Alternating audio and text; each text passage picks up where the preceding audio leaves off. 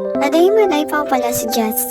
Ito pala, bago magpasko ay naisipan kong magpintura ng aming bahay kasi parang nagagandahan ako na kung ilalagay ko white sa pinaka-dingding namin. Ito yan.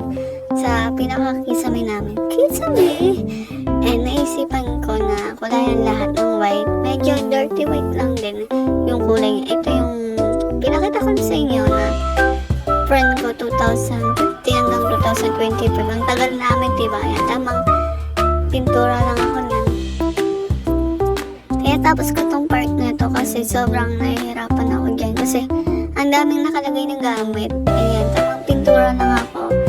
And sobrang nababans pa nga ako yan kasi nga, yung tipo ang liit-liit mo na nga. Tapos hindi mo po abot. Ayan, naglugay muna pala ako ng buhok mo kasi feeling ko na anuhan yung buhok ko ng pintura. Ayan, tumutulo pa nga. Ayan, yung pusa ko tulong-tulong yan. No? Kita nyo naman si Juno. Tamang pintura lang ako yan. And sobrang hirap magpintura pag maliit ka talaga ako, diba? Gumaganyan pa ako para maabot ko. Sobrang hirap. And natapos ko na yung part na yan. Pero medyo napagod ako kasi nga, siyempre ako lang ng pintura, no? And hindi pa ako tapos doon hanggang doon sa may gilid na yon. And ayun, mapusa ako. At natapos ko na yung part na yan. Pero ito, hindi pa ako tapos. Gano'n, napahinga muna ako. And yan, nagpintura ulit ako ng panibago.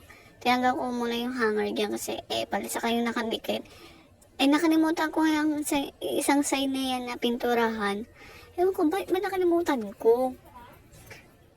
Ayan, makikita nyo naman na tinanggal ko yung ibang gamit. Iba yung, saka yung ibang bag na nakasabit na hindi na ginagamit. Ilagay ko muna din sa isang side. Ayan, nagtanggal muna ako ng mga ibang gamit. Pero ano naman papalitan ko rin ng ibang kulay yan. Hindi talaga white ilalagay ko dyan.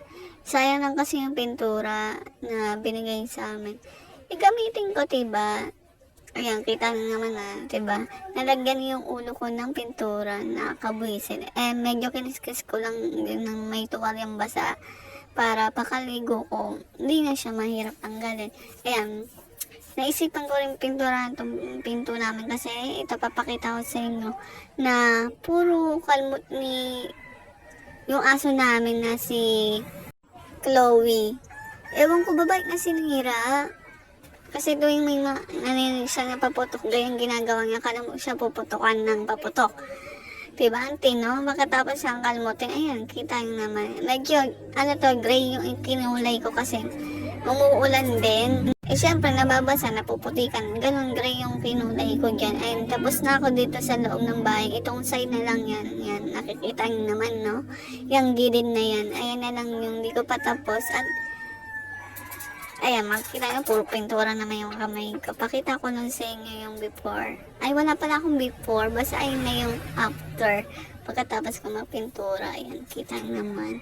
Ay, yung side na lang yung pipinturahan ko. And, ayun lang muna guys. Bye-bye!